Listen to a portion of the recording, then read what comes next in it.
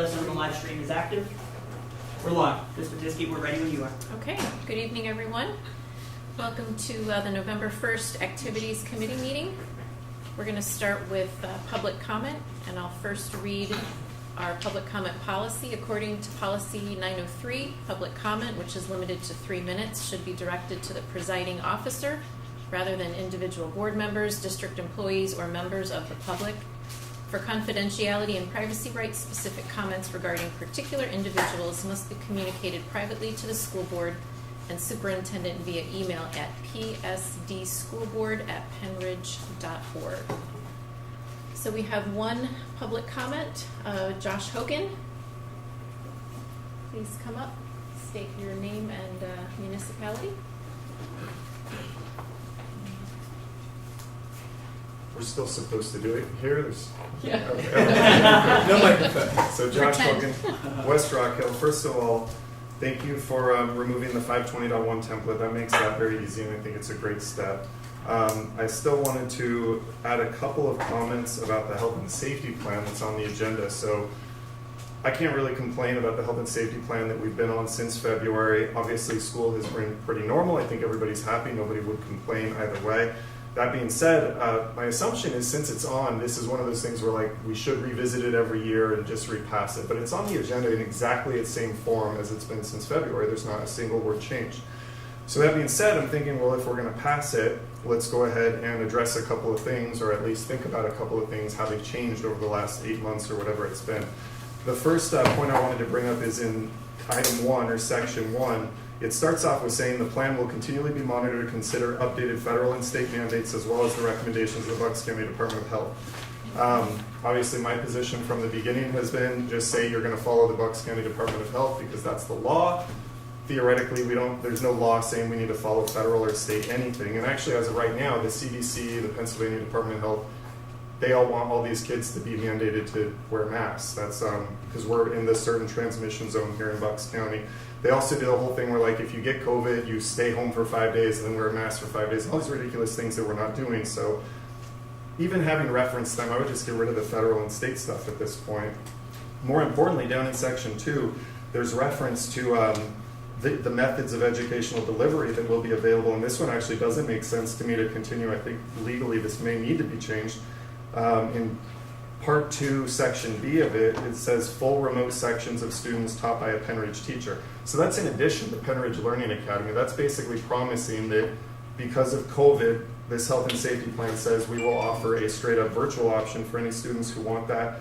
I could just be way out of touch. I don't even know if anyone's doing that anymore. I just presumed that everyone was either in school or using the Cyber Learning Academy. But another one to consider, do we still need to offer that? The outdoor learning spaces, a little weird that this will be revisited and passed in December, and we're still talking about utilizing outdoor learning spaces to achieve distancing, physical distancing. Again, just a little thing easy to remove. And then there's a lot of things in here on hand washing, high touch surfaces that I won't get into each bullet point because there's like 6 or 7 in that section. But just probably time to revisit. Do we need to instruct the custodial staff to be doing that, or can we go back to normal in that regard as well? The one that really jumped out at me was, and I apologize, this is a little bit of a smart aleck comment, but proper hand washing technique signs will be posted in all bathrooms and sinks. And we obviously have a lot of issues going on right now, in particular with the high school bathrooms. Maybe we can address that with this issue as well. You're going to be posting signs about COVID and hand washing in the bathrooms. With everything that's going on, maybe we can just say we'll also actually get control of the bathroom so that kids will read those signs and follow them. That's it. The rest of it is pretty great. Like I said, it's been an awesome plan, and my main point was just to, I guess, say thank you for removing 520.1. Thank you. Okay, that's it for public comment. So Dr. Rabarchi? Sure. So again, the health and safety plan needs to be reviewed every 6 months based on the guidelines of ESSERS. And that's the funding that we received from the federal government to support the whole learning loss component. And there's a couple of pieces to speak to Mr. Hogan's comments as well. The first part about the updated federal and state mandates, and just to consider, nothing else then, to consider whatsoever. That is correct. We can remove the full remote sections because we don't have any. So that is something that needed to. Okay. It was always just kept in there as a safety precaution of whether something would occur. But at this point, I think we're far past that piece of having to revert back to that type of situation. Can I ask a question on that? Sure. If the one student demanded that, would we have to provide? No, that, because we or is don't that- do any. The only No, I thing know. we do is the cyber. Right. So we that have the cyber, I cyber get would that. remain. But in there. does this open us up? So is that another reason just to get rid of it? I don't believe Just so. so- It does I don't not. think it does. No. It does. It does not open it up for someone to say, You can "I still say want we're that not doing because it." it's here." Right. Okay. Right. It's Right, not well, our it still And the makes other sense thing to to you. consider would be, would there ever be a student through People Services that may be appropriate? Right. Now, this doesn't preclude us from offering that if it's appropriate as part of an Okay. educational document. Right, I was I'm just looking saying at Summers and IEP. Proud to make sure that I'm speaking correctly. Well, that- So there would be It no would be an impact in IEP your decision. world Right. in terms of that. I would agree to take That was my Just to, question. Yeah. we can still do it either way, then we deal with it on an Yeah. Sure. individual case, Yeah. but we don't advertise it.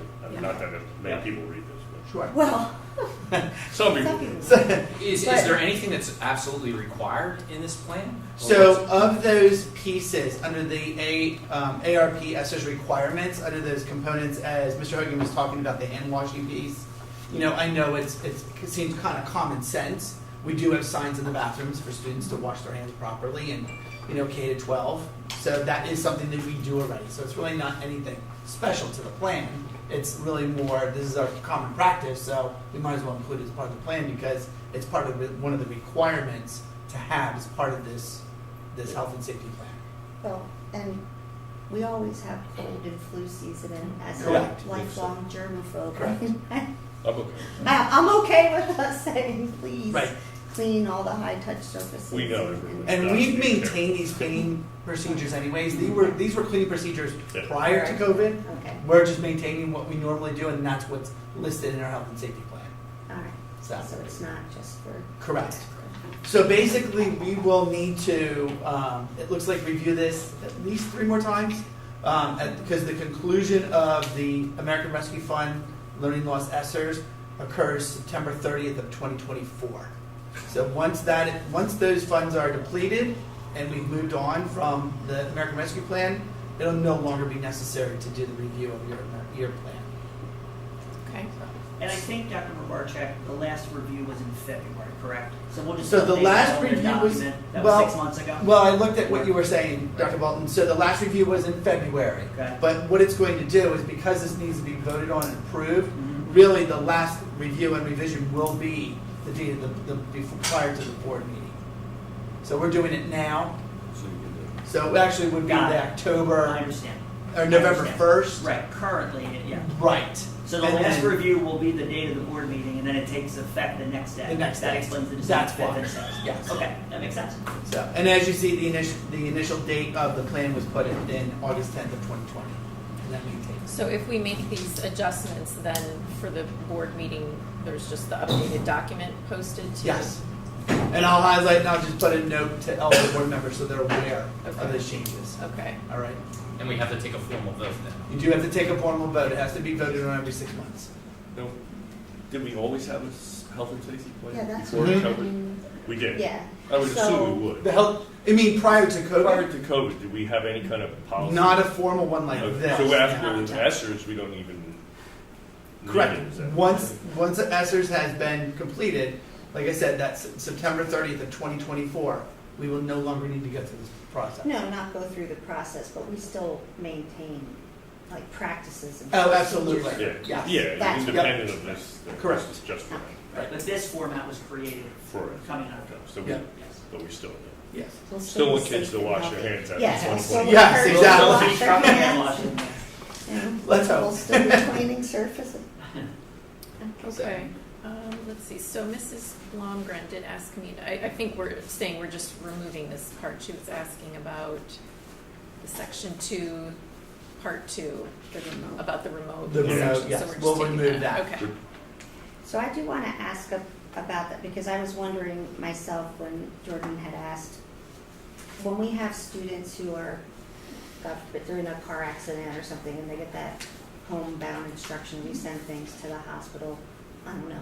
So is remote ever, my thought was if a child is out for illness or out Right. because they don't, for whatever reason, don't want to come in, that would So, be your students. Those would be addressed through a 504 plan. Yeah, Because it would be a medical situation. and so that, this or would also and be or an an option to IEP. them.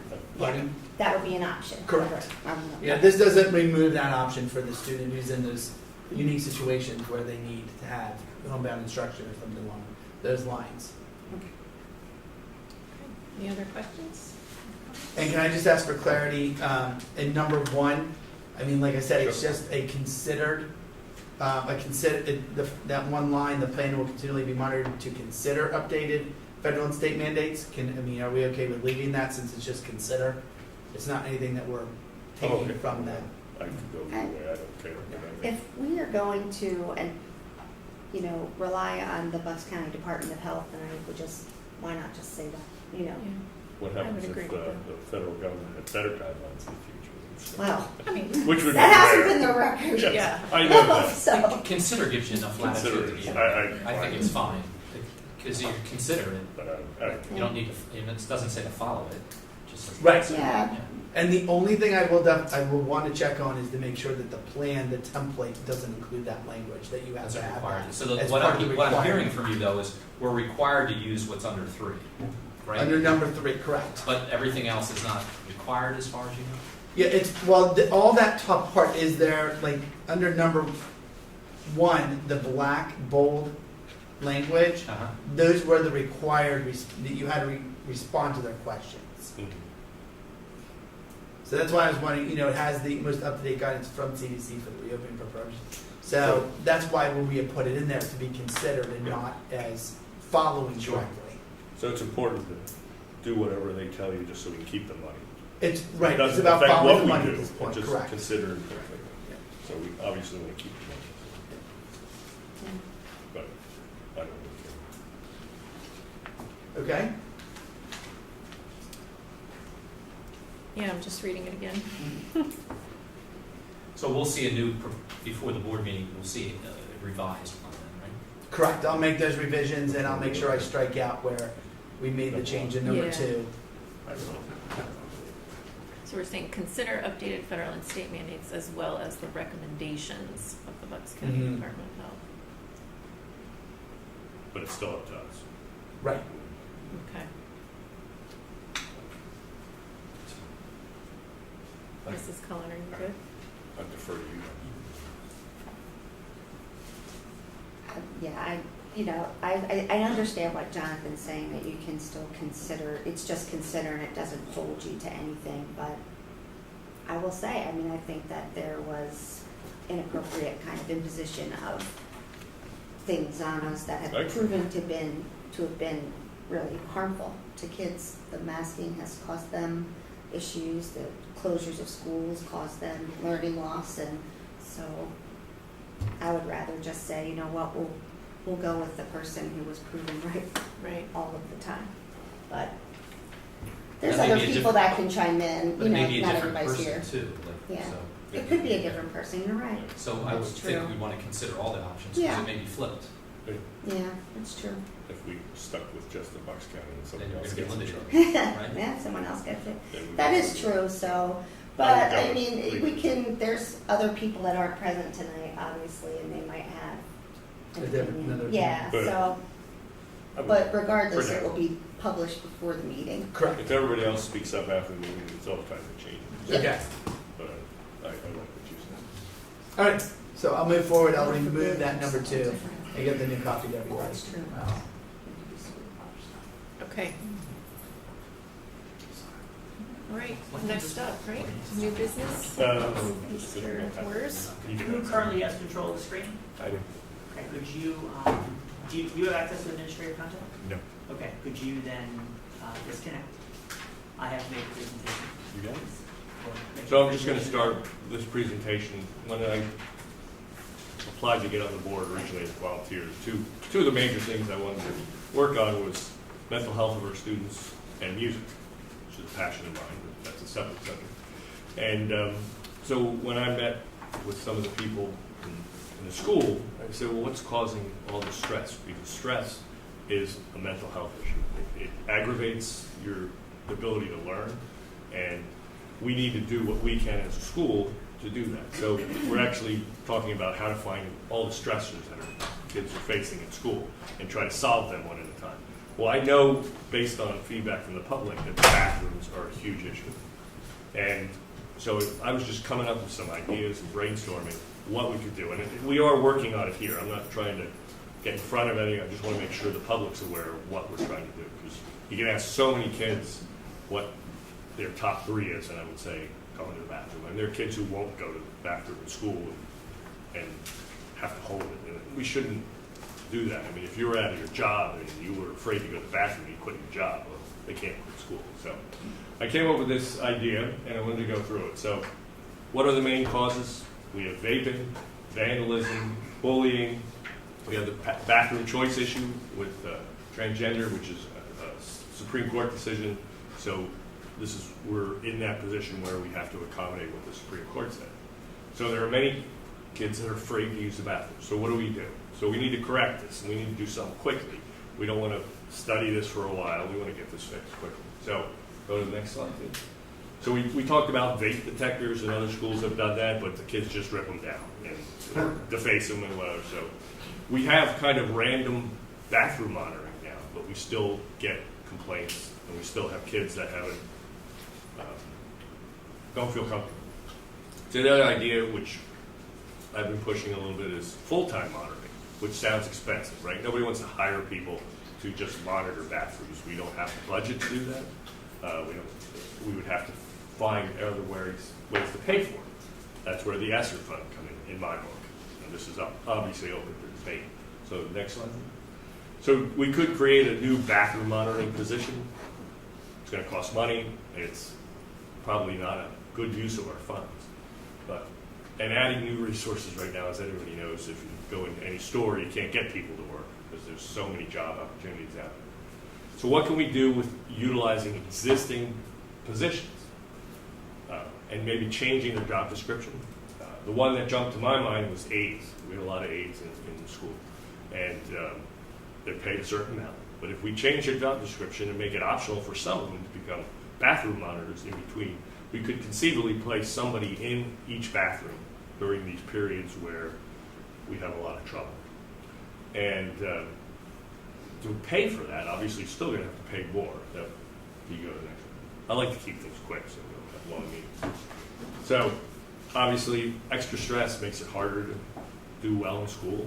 You get lower test scores. People don't want to come to school. And part of the learning loss thing was focused on mental health and improving that. So I think we could justify this money we have. We have an extra $1 million still about that we're planning on spending, but we don't have it all used yet. I'd say take that money for 2 years until it runs out and run an experiment or a test or whatever you want to call it, where we place people in there. It gets rid of vaping. It gets rid of any kind of bullying in there, because if you have somebody in there watching, it would solve that problem. I don't know any other way. We certainly can't put cameras in the bathroom, so that's out. This is just an option to get something done quickly, fairly quickly, and try to get things back to normal. So I just brought it up so I wanted the public to know what we're doing, and maybe we can figure out and discuss it and move forward. I don't expect to make any decisions tonight or anything, but I just wanted to. So there's. That was the last slide. Thank you. I got ahead of myself. So we do have those ESSER funds. They're going to run out. I think it is attributable. We have to do it for learning loss, amongst other things. So this would be an opportunity to use some of that funds to do that.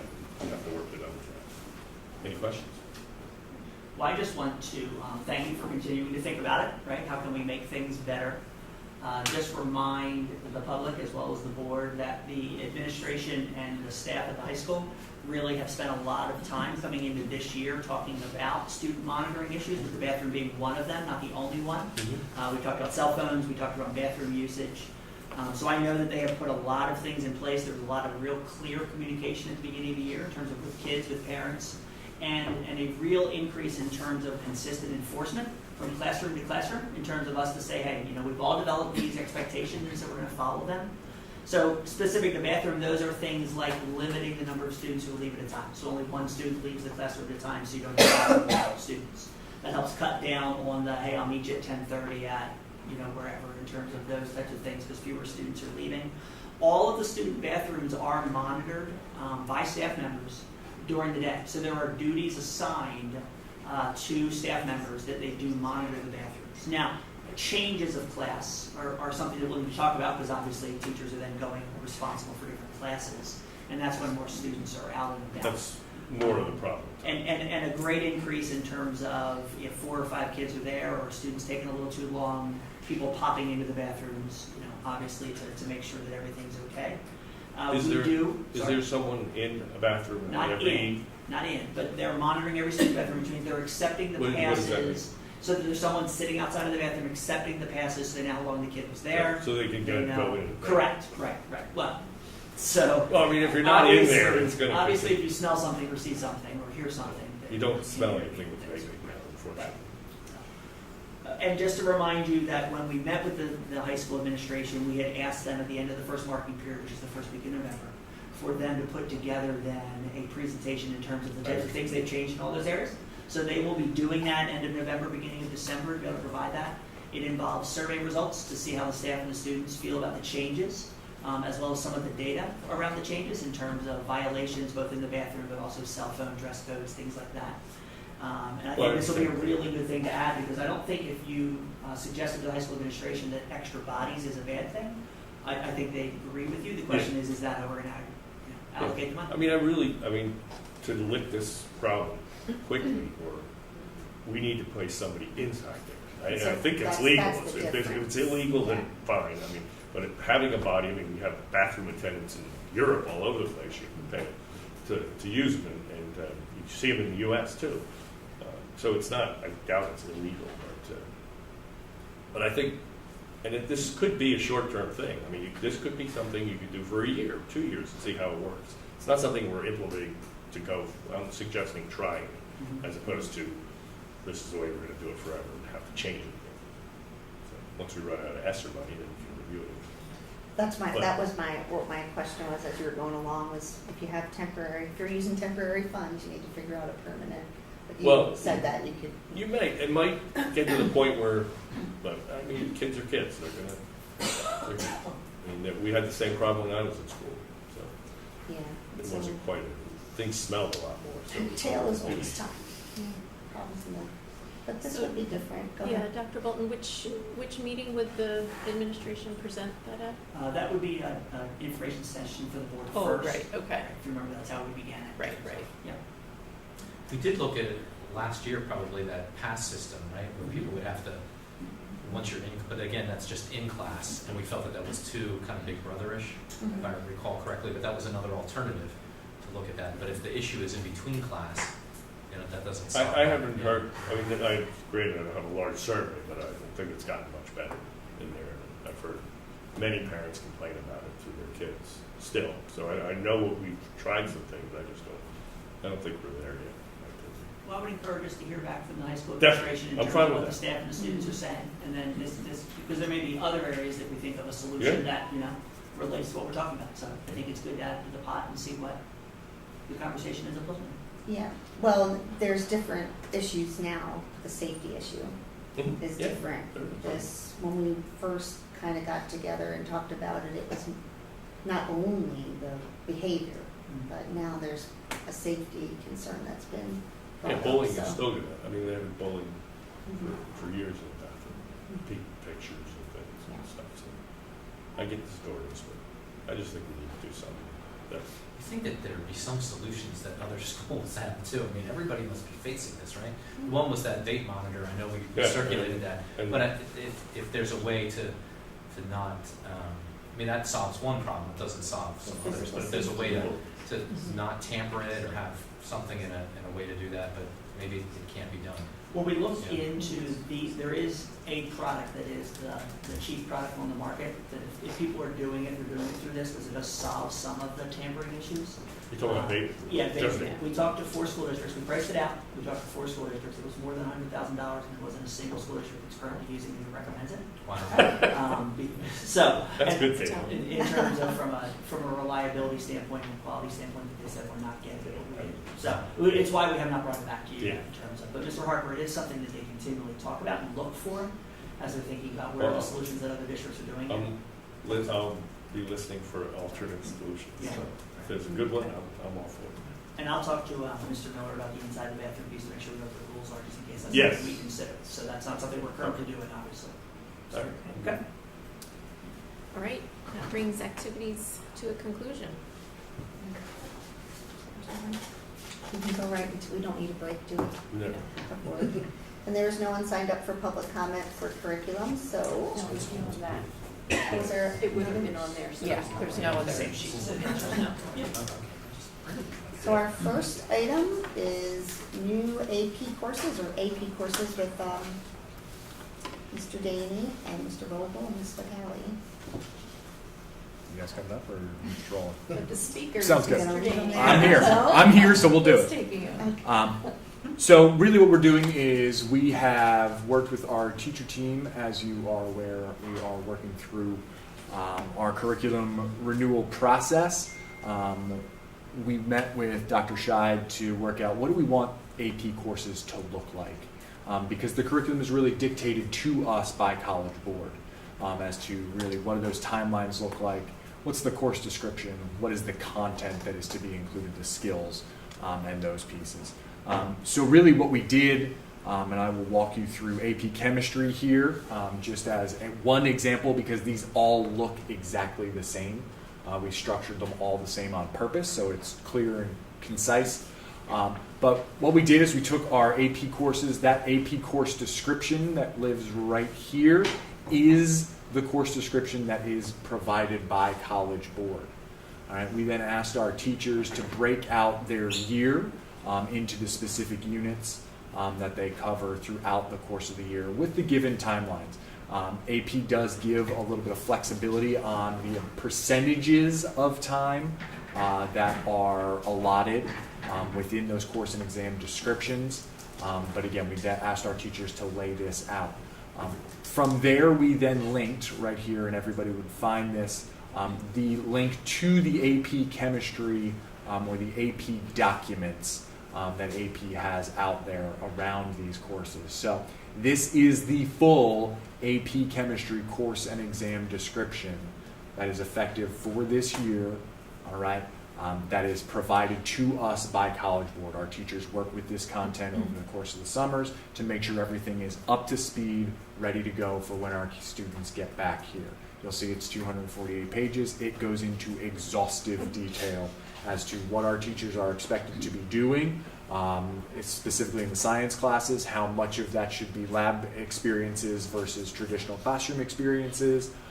So it walks through all of those. So instead of moving a lot of content from one document into another document, we felt it was best to just provide the information from the College Board to our parents, to our students as they go in and they look at this and are able to kind of see how does the year break out, and then they can kind of go into further detail. Are we on some sort of timeline as to how, when this gets approved, or like what is the process that it gets presented to, that we need to have it approved?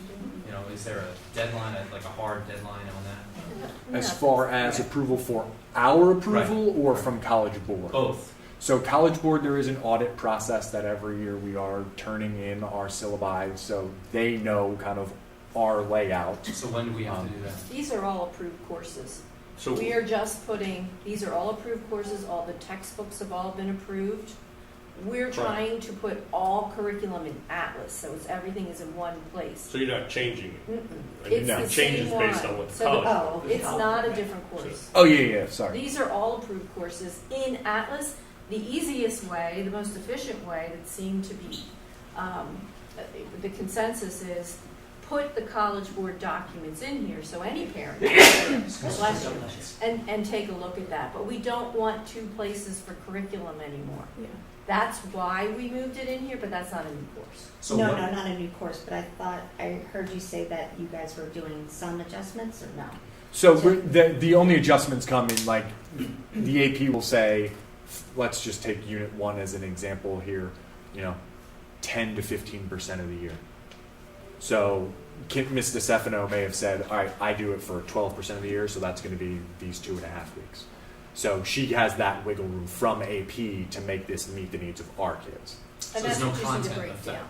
No, Well, no, I this got is it. about time that I'm spending here versus there. That's all. Because it also, the order of the units may be different from College Board to us in terms of, what made sense in terms of for our students. Yeah. Because, like when I'm looking at the document itself, all those are there, but Unit 1 for us is chemical reactions, and that's Unit 4 in the document. Right. So that's- that isn't that's- changed then, is it? Or No, you're not gonna That's what we've follow? always, But if this is what you're saying you're following, wouldn't the parents expect them to be in those units at that time? So that is what it is. All That I'm is- saying is that if you're a parent or a kid and you want to look it up, you're going to be looking at Unit 4 on the document. The word's exactly the same. It says chemical reactions. We do it first, so we call it Unit 1. In the document itself, which is that link, the 248-page Okay, piece, if you go to the table of contents, it'll say unit it'll say 4. Unit 4 but Couple more timeline-wise, so right there. See how it says Unit 4 chemical reactions? So if you go to page 81, that would show you what is in the chemical reactions. But why do they have it in that order and we do it in a different order? Yeah, that's what my I- question. I mean, that's it really comes down to just the varying ways that you can tackle different subject matters. But I mean, it's just the about idea is sequencing. they want to pass the AP test, right? So Right. We have, that's the goal of, to learn and to do the Absolutely. same time. So do they recommend an order that we're doing differently, or do they leave it up to everybody? So I think that in many instances, it is here is the content, and this is again you can see right here approximately 14 to 15 class periods for that specific unit, Unit 4. Well, that makes sense. There are different ways to tackle different things, as there are in many classes. There are different sequences that you So can. does the board need to approve something?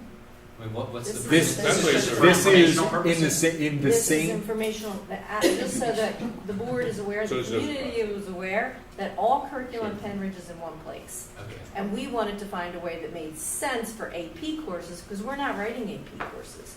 They are College Board written courses. I think originally there may have been some concern that this was some new curriculum, but this is not. No. No. So No. this is just being Just read. the- Yeah. can I Curriculum just comes from college. But is there? back to the timing question though. Yeah. So they have, I understand like you can maybe do things in different order, but do you have, are we covering all of the things that would be most likely to be on the Absolutely. exam Okay. before the exam? Yes. Okay. I Yes. still have a And our question on scores will timing. dictate that. Yes. Okay. If there are certain sections of the test that are applicable to that taught later in the year, or I don't know is the game equally spread over all these topics, or is there an advantage to doing it in a different order so they're So it is Thinking about not. So any given unit does not always carry equal weighting on the assessment. right? That being said, and I can speak to AP Biology specifically, we made reference to this while Dr. Bolton and I were talking earlier today. That's a very small chunk of what we do throughout the course of the year, because that's a lot of what our students do over the summer, and they see that a lot as they come through their. So we've seen good success in these setups, and our team does a fantastic job of balancing and really coming around to what do they know is going to be there when they look at the weighting that is provided by AP, and they say, we know this is going to be heavy. That means we know there's going to be a lot of points attributed to it, so we're going to spend the time in the right spots. But is it better to spend it nearer to the test, or when is the test Well, I think typically? In the first 2 weeks of May. in May, so you Yeah. have to do all this before May. Correct. What do you do after that? Just kind of. So in many instances, there are a lot of Ask independent. AP students what they do after But we they. were changing our curriculum because in middle school we weren't teaching everything for one of the standardized tests. So Right. I just want to make sure that. So there are a That's not- lot of application types of projects and independent research opportunities for students when we come back around on the Okay. back end of that, But where they everything can is- take what they've learned ahead of time and begin to really look at how can I That put that makes into practice. But everything is covered ahead. Absolutely. Not like- So all the courses will look like this. Yep. Every AP course, doesn't matter which subject area. We decided to do it like this. If it makes sense to all of you, Just Oh, the that's display there. yeah, I mean, really, you just have to click on Yeah, I'm good. So it's for access, transparency for parents, for parents. make it easy for them to go to one place. That's very helpful. This Oh, is good. much easier. Yeah. Oh, yeah. Okay. And so nothing is different. Everyone you Nope. click on, no matter what department you're going to have to look at. So we just thought we'd make it easy that way. Okay. So thank you, Erin. You got it. Okay. There's that. Next is Geometry 8. Mr. Golden. And guest. Oh, and guests. And guests. We're So, usually a one-man show. so the Phillies are on tonight, and you know Yeah. how I can be. Make it Still got snappy, time. little Still boy, got right? Yeah. Thank you. Yes. So I thought I'd bring somebody that would be more succinct. Sat over here so I can keep my eye. So you'll appreciate this.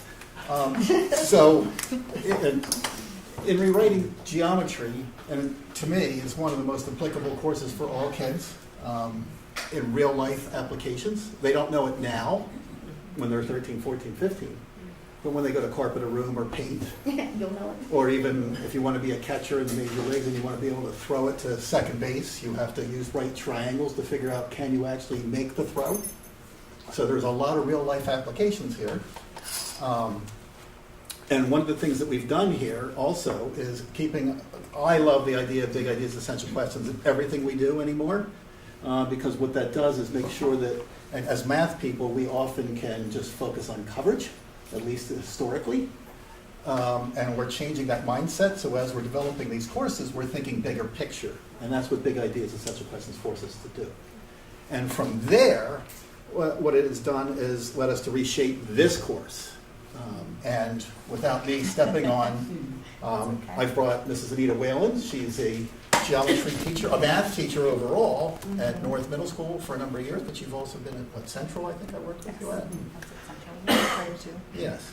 That's where we first met. And she's done a lot of work on this course, and she's really looked into, as well as, like, we've always had an eye on the PSSA, but she's also included in there, if you've gone through, there's a couple of units that highlight where we're really hitting it heavy in certain areas, because geometry as a course is really focused on only like one or two strands as opposed to all of them. So we've had to build that in along the way to make sure we're hitting them all. So, without me stepping on your toes, Mrs. Whalen? So, yes, thank you. Okay, so hello, my name's Anita Whalen. As Howard said already, I'm a geometry teacher at North Middle School, and I come here tonight to discuss the creation of the 8th grade geometry curriculum. This was seriously a culmination of a whole bunch of geometry teachers coming together and working to get this done over many hours, including over the summertime and stuff like that. So one of the most difficult things that we faced was that this curriculum was devised for the 8th graders, but is not only a high school course, but is also being taught to 8th graders, and PSSAs are also required for them as well. So it was a little tricky working on understanding that this is a high school course, but that they are in 8th grade, and we still have those PSSA anchors that we still need to meet. So what we did was we interwove the PA geometry anchors along with each of the PSSA 8th grade anchors to put together a cohesive and rigorous course. An example can be found if you look at the relationships with triangles unit. Here we took the course and the concepts of things like angle relations, including perpendicular bisectors, angle bisectors, medians, and altitudes of the triangles, and interlaced those concepts with concepts such as Pythagorean theorem, rational versus irrational numbers for PSSA purposes. We use real-world discussions, such as sports analogies, to take on otherwise abstract concepts and make them more concrete. So if you can see, the content has PSSA anchors that are also being met. At the same time, we're meeting the high school geometry anchors as well. So we are trying to make sure that we are covering all aspects of all the knowledge that these students need in 8th grade. I appreciate, I'm sorry, I appreciate you taking the time to take a look at those PSSA 8 topics and delineate them that way. I'm going to assume that no matter which one we click on, that list of PSSA topics is there. If we went to a different unit in geometry. Not all 8th grade topics, not all PSSA anchors are covered in every single aspect, but all PSSA anchors for the PSSAs for 8th grade are covered Got it. throughout. They're ones, the Yes. ones where it's appropriate and things like Correct. that. Was there any Yes. conversation, this is probably for you, Mr. Vogel, was there any conversation in terms of when you look at, we've had a lot of conversations on our math scores, right, in terms of standardized testing, and that's not just 8th grade in terms of PSSA. Is there anything that this, when we look at like ACTs, I'm assuming not much in Keystones because it's Algebra 1 based, there may be some pieces here, but more like the ACTs, PSATs, SATs. Have we taken a look at how our students are performing from that standpoint to see which of those are geometry strands? And we've had that conversation so that if I'm teaching this in 9th or 10th grade, right, and not in 8th grade, where there isn't a PSSA at the end of that, has there been some of that conversation too that we've noticed? So I've had our data coach look at longevity-wise what is happening in the strands as we're going through the progression of courses. Right, in terms of how students are doing in terms of certain strands. Yes, and geometry has not been our strongest in this particular course, pretty strong, very strong. But overall, that it's also been less percentage-wise on the PSSA, so it wasn't always the main focus. But when we went through this process here, it gave us another chance to really look at every single strand and how deeply are we covering. Because in the past, we've had coverage of it, Right. touched on it, but here we're making sure that they're playing with it, they're feeling the standards as they're doing it. Wonderful, thank you.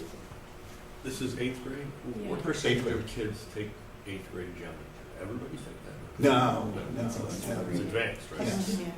Yeah, that's why we had to So look is at there- it. When do they take PSSA? Every year? March? Well, Yeah, actually, It's it's late. Yeah, they're It's late. later than it used to be. And yes. PSSA is end of 8th grade. And in 8th grade. End So, of 8th grade, there are no PSSAs but is after there that. content that other kids are not getting in the PSSAs that are not taking geometry? No. Is Yeah, go ahead, Mr. In math 6, 7, and 8, they get, if I'm Everything if they I'm need. hearing it right, they get everything Okay, that was my exposed. Where we run into some issues is with the Algebra 1, the pre-algebra, which is the last course you'll see for me at the middle school level, and geometry, because they're specialized in certain areas. But because they're taking the PSSA, years ago, I would have just focused on, I want pre-algebra, pre-algebra, but now, we're looking at pre-algebra, how can we make this work, staying true to pre-algebra, but also weaving in all of the standard areas.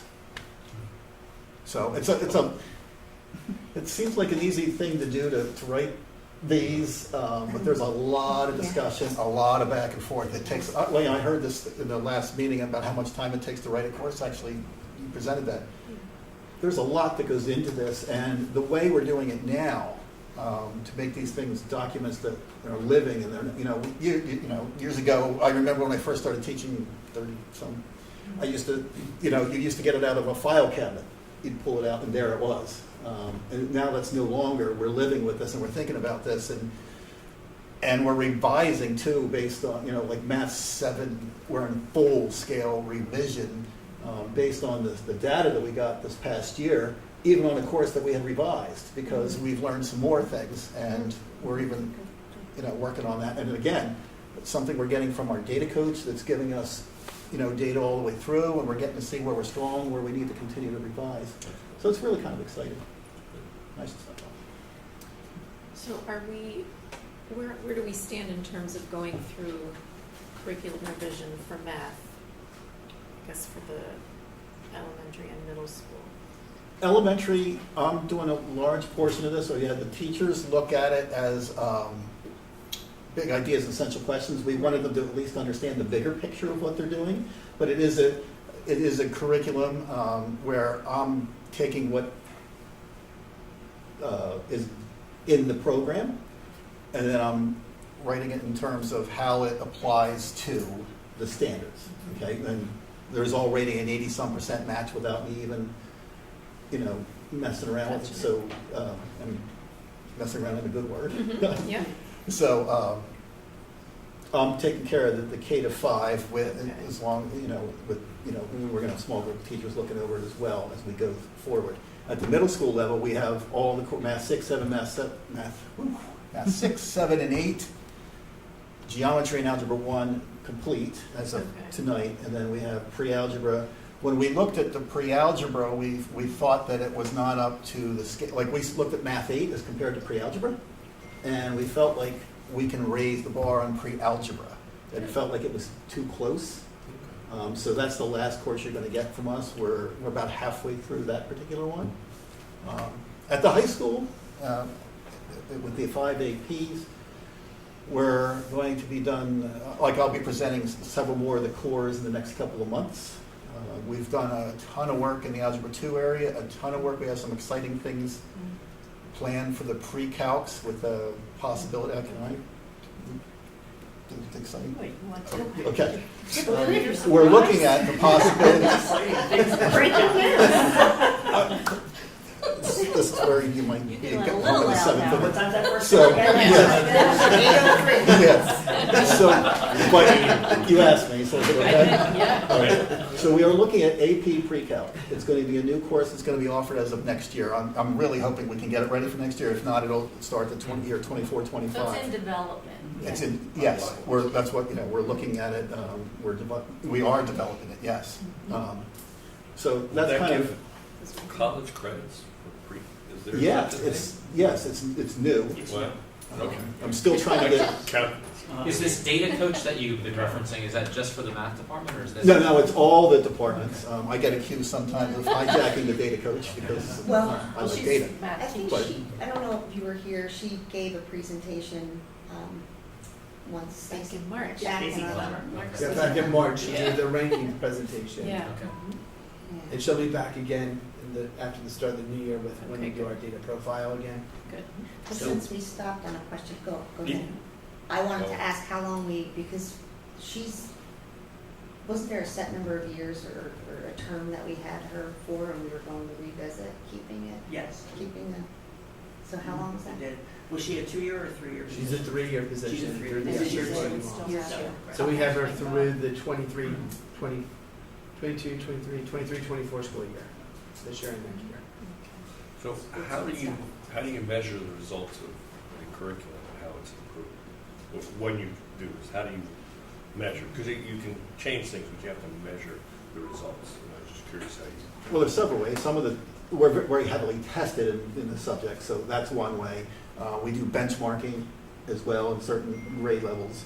Benchmarking how? Certain problems we'll test across the whole entire course. So you see if it gets better over per Yeah. year, you track year to year. Yeah. Because obviously tracking your test scores is the easiest way to show some. But it's that's not not- always that's a broad indicator. There are so many ways that we're looking at things now, and so many ways that I wanted to in the years past, but I didn't have time. But now I can go to someone and say, "Can you check this?" And one of the things, one of the things we're looking at is kids that take maths, algebra 1 in 7th grade. Where are they as a senior? Are they in the APs or not? And why is it? Where did they stop their progression? Did they branch out to other courses because they had other interests? Or did, Sure.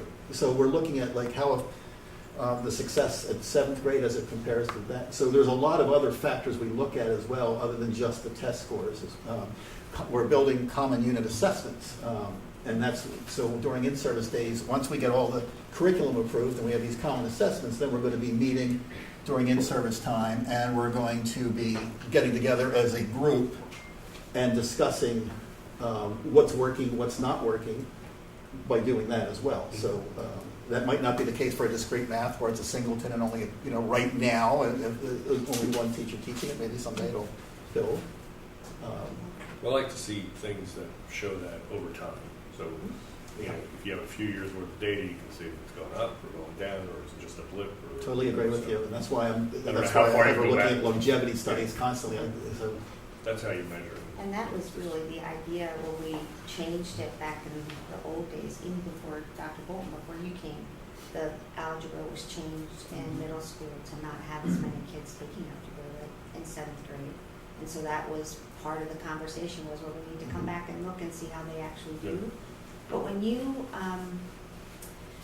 look at them as seniors, the 7th grade algebra students, and then you look at them as seniors, and kids don't take AP Math for a variety of reasons, but could you also include how they perform on just like standardized tests you know, that, because for the ones that don't take AP Maths, you won't have the data necessarily to show how well they did or how it panned Exactly. out for them. But SATs might be, so or ACT. So one of the things we want to look at is if they're getting a score of, 1100 or 1090, what does that student look like in 7th and 8th grade? The other thing it helps me do too is we create a rubric for kids from 6th to 7th grade when we start to tier based on readiness. So we're looking at how effective the rubric is Yes. to the placement in the 7th grade to where they're arriving at the end.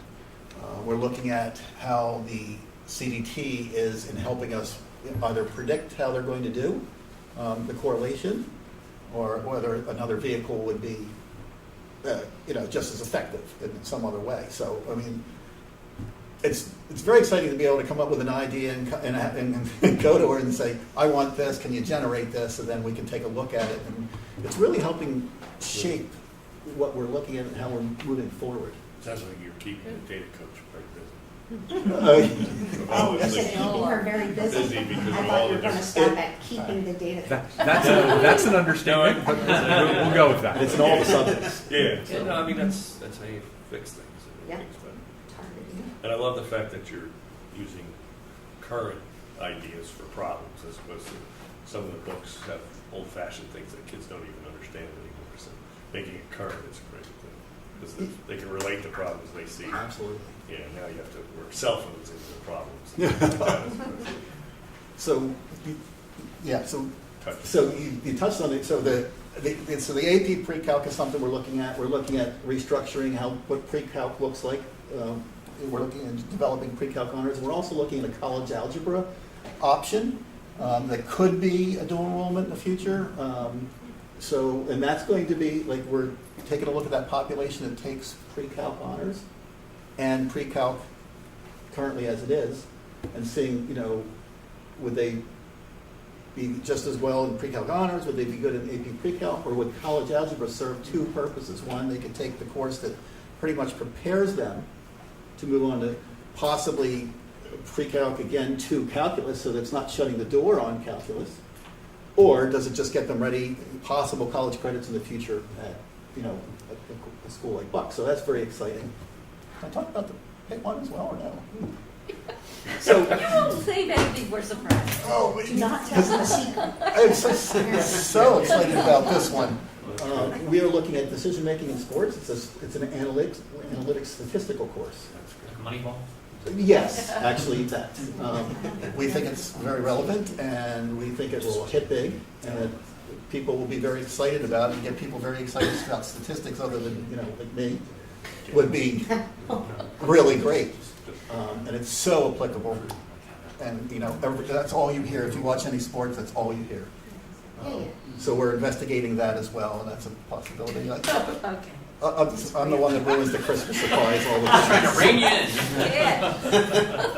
Mr. I looked for. I know, it's awesome. Since you brought it up, I was wondering, because sometimes, from time to time, you'll hear frustration from people who, a student that doesn't necessarily test on that rubric to get admitted to algebra in 7th grade. But I think I just heard you say that you make sure that it doesn't close the door on them taking the higher maths. That was one concern too, is that if they don't get this algebra in 7th grade, then that kind of shuts Correct, and doors. that's been, when I came to this position 4 years ago, that was one of the things that some parents expressed to me when they would give me a call, and that the door is definitely not closed. If they don't have it in 7th grade, they can still get to calculus just through the normal progression, Okay. starting in algebra in 8th grade.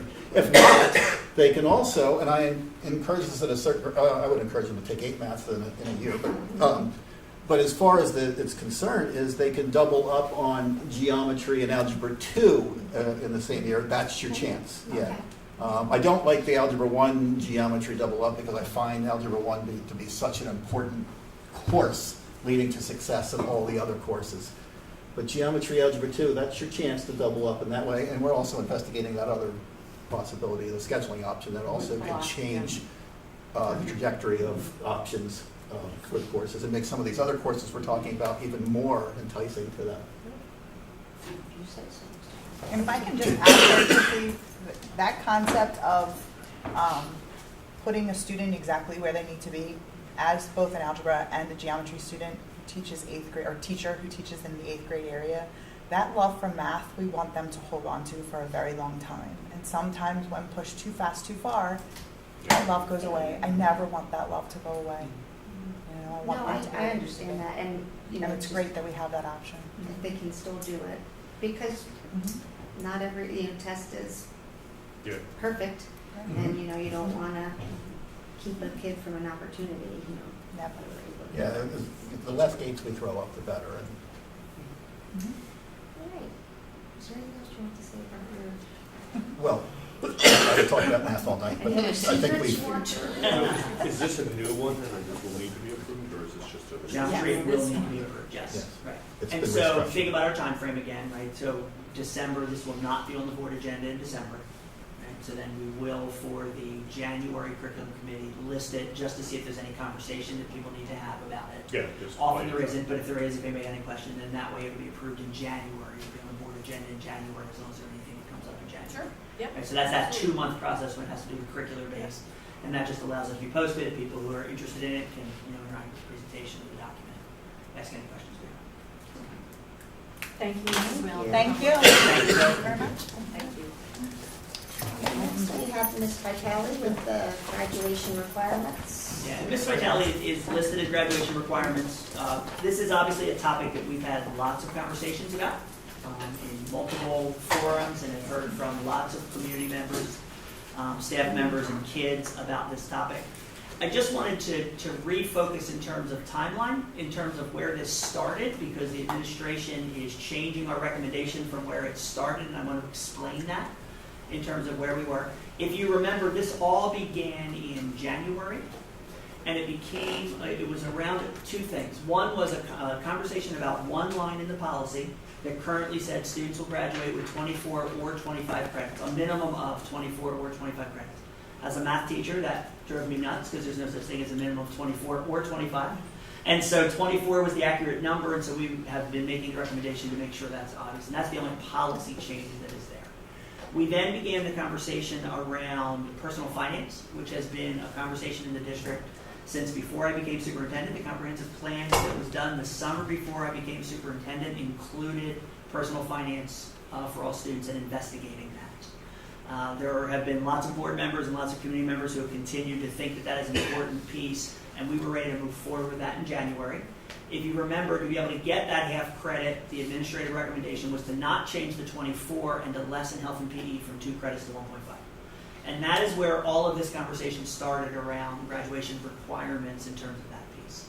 We had multiple conversations around that piece. It was primarily around health and PE and whether 1.5 was appropriate or not. Personal finance had a pretty a high consensus in terms of, yes, this makes some sense. We were offering in math, offering in business, started to develop some courses. There's an honors course so that students basically had their choice of what type of course they want to take for personal finance, but they could all find a way that would fit within their schedule and make that work. In May, there was a conversation around should we, while we're looking at this, consider the state minimum requirements, which is 21 credits. Obviously distributed differently than our 24 because it's only 21 credits. At that time, there was not a consensus conversation to move forward with that. Then in June and August, we didn't have a July meeting. In June and August, there were lots of conversations specifically around social studies. And whether, because the minimum requirements for the state is 3 credits for graduation, not 4 that we currently have in our requirements. And so there was some conversation about whether 3 was the number that made more sense instead of 4. At the same time, we began the school year and have an additional variable to this, which is considering block scheduling at the high school level. Block scheduling, if it were to be approved by the committee that's looking at it, would most likely, most schedules in block scheduling allow 8 periods a year. We currently have 7 periods a year. So a student in high school has 28 opportunities for credits. In block scheduling, usually students have 32 credits of availability. It's not the only form of block scheduling, but it's the most common. That it's called 4x4, where you have 4 classes and you have 4 classes. And so you can have 8 classes a year instead of the 7 that our current schedule has. There's a committee that's working. Dr. Cashman and Dr. Shire are working with a committee to work through that process. If that were approved in the spring, and were recommended and it were approved to move at the high school level, that would provide one of the areas that has been a lot of the conversation around this graduation requirement in terms of flexibility for students. Because if block scheduling were approved, that would, at a snap of a finger, provide 4 extra credits for all students, which is another half of a school year, right? 4 credits would be a half of a school year that all students would have. If we change nothing else in the graduation requirements, there would be nothing they'd have to put in those blocks. It could be for anything they wanted. So every student would get 4 additional. We feel as though, we've had some conversation about, if we went to block scheduling, graduation requirements would need to be a conversation, right? Because the question is then 24 the right number, right? Because if you think about block scheduling, that means students could graduate in 3 years, because 8 times 3 is 24, right, Howard? And so if we went to block and 24 was the right number, now that may be appropriate, right? We might make the decision that for some students that's appropriate, let them, right, if they're ready and they want to do that.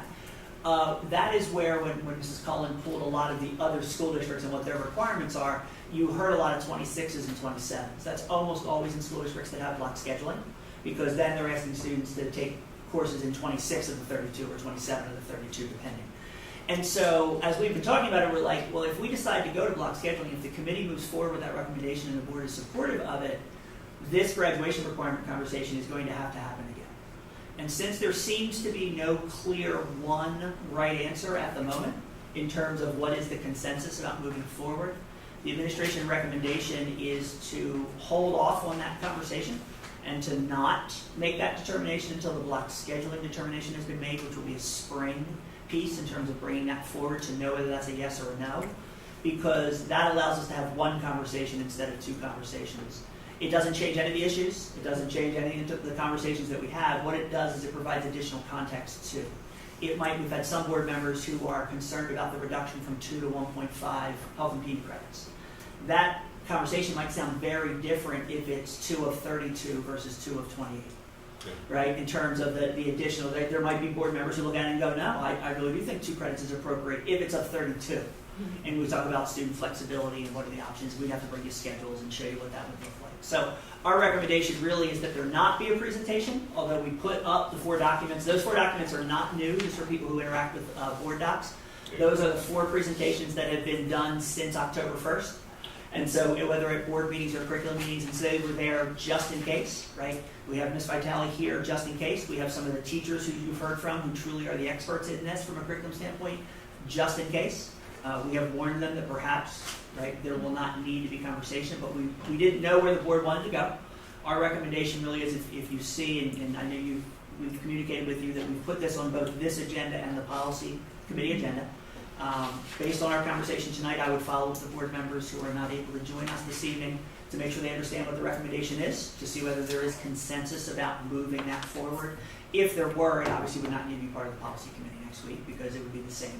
But we wanted to put it on both because there have been conversations happening in both of those groups. And before we got to the December meeting, we wanted to have an opportunity to have as many conversations as possible if conversations need to be had. Okay? Dr. Schrader, I just want to make sure that did I cover everything that... I do believe you do. It just Okay. makes perfect sense to wait. Thank you. I would agree. Yeah. I think that's a common sense approach to something that's very controversial. I hope we can all agree on that. Move forward, because I know about 30% of the schools do block scheduling now. It's certainly something controversial. I got a statistic off that you The article. Yeah. that article you sent out to us. And It's a little higher than that now. It's a little higher than Yep. that. So Yep. it seems like, I don't understand. I know some people used to be very against block scheduling. There was some prior, but I don't know anything about it enough to make a decision on it. Can't wait to hear. But I certainly would like to wait until I hear from the experts on the advantages of it, and then we can deal with this whole situation of graduation requirements in a broader light. I think it makes sense to wait too, but I think it's going to be perceived as trying to slow like there's 4 of us that agree, but if 5 people feel like it's just slowing the process down as to what they want to do, I'm not sure how you tackle that or how you change that perception, I would say. Because I agree, I wanted more information. I think I feel like I don't, even as it relates to why we had 24 to begin with, there must have been some rationale for that. So if there was some rationale for having 4 social studies credits before you change it, what was the thinking to have 1 more? And I'm not a proponent of just changing just because you can change, but I think that this could be perceived as just being people that don't want to see that change, just using this as a mechanism to slow that change down. So But Well, I mean, How do you it is address that? actually slowing it down, but I would argue that there's merit to slowing it and- down. When and- the public became aware of the proposal, we have heard nothing from the public but, please, Yeah. consider other Well, options, and I think that's important. big- And the other people who were against this, or their main component was more choice, right? Yeah. Everything was about choice, choice, choice. Well, if you throw in the mix of 4 more courses as opposed to just a half credit, I think we were debating on the original proposal, it makes no sense not to look at this, because I'm excited that, I always want more choice too, but at the expense of social studies, I think that was a huge mistake. But if we can give 4 more choices, I don't see why we wouldn't wait a few months to get that. the And only, then, yeah, and then otherwise we're changing these and then changing right back, yeah, I wouldn't want to get, which is but not what we should do as a board. I don't think that we should wait just to hear the block scheduling recommendation though. And then I think you should concurrently investigate the other ways that schools, like we Well- found with other schools that only have 3 credits. Every one of those schools that only requires 3 credits is social studies. One of those required courses is world history.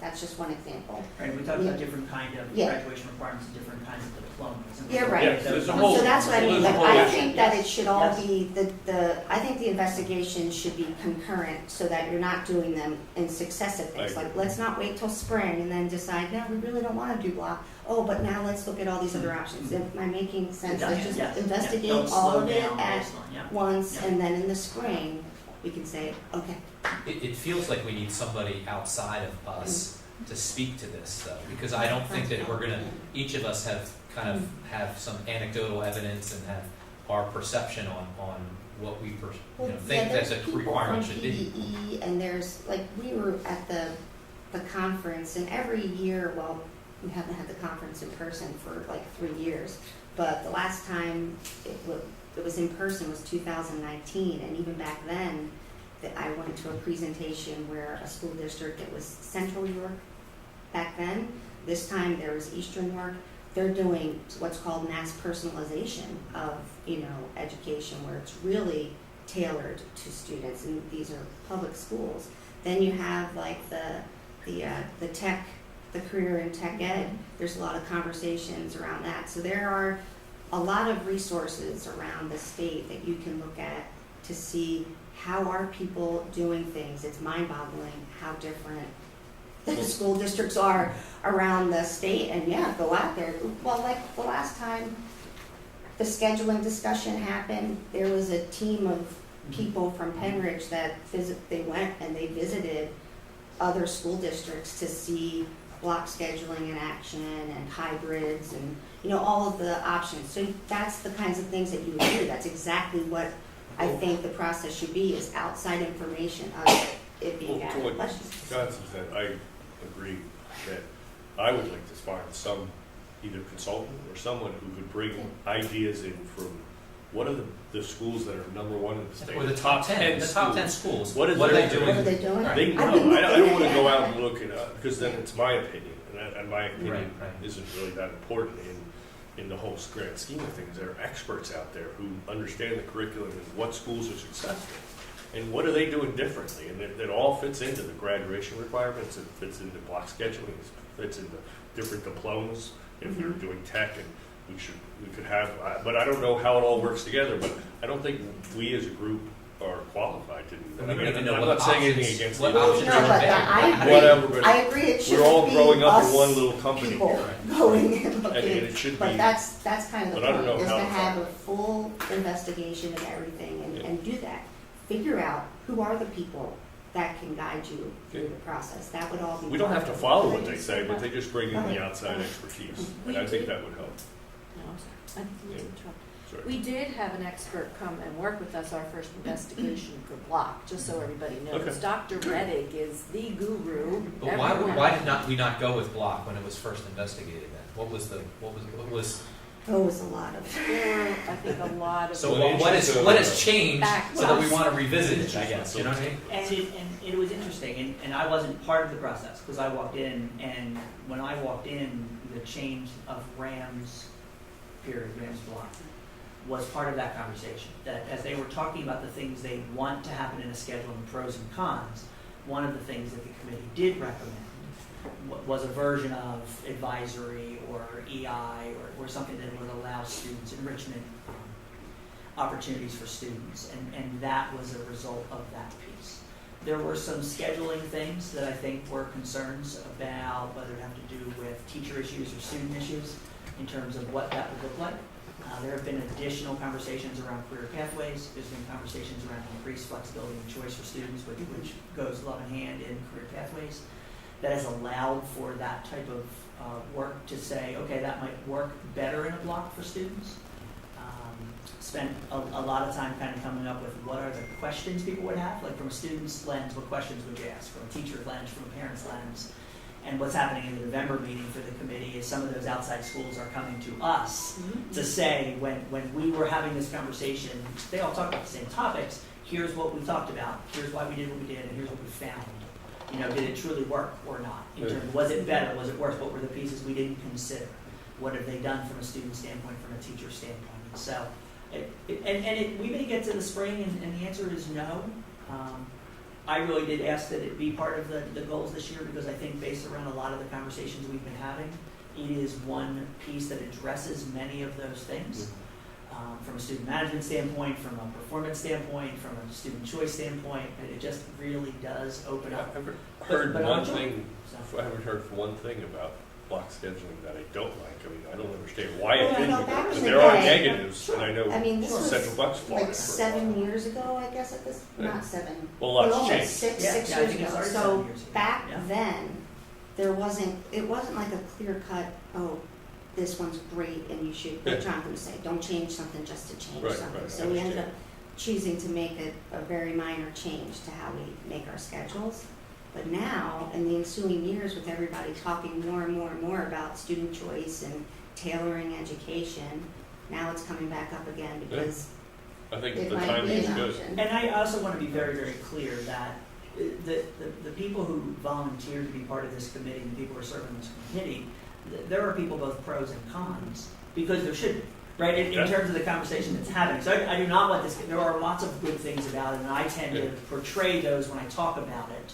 But there are things that people need to make Well, I'd sure like that to we're know what comfortable the with, cons that it's best for Penridge and for our kids.